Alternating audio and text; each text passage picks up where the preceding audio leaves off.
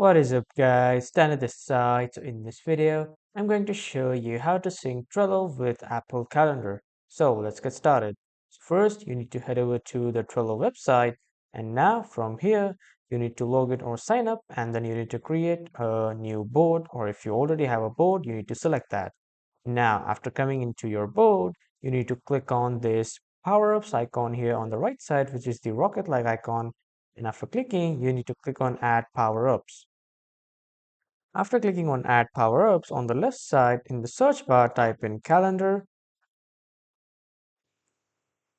and then you will see the extension of Calendar Power-Up. Click on this and then click on Add. And when the Calendar Power-Up is added, click on Settings, and from here, click on Edit Power-Up Settings. And if you want to sync this Trello board's calendar with your personal calendar, click on Enable Sync, and then a link will appear.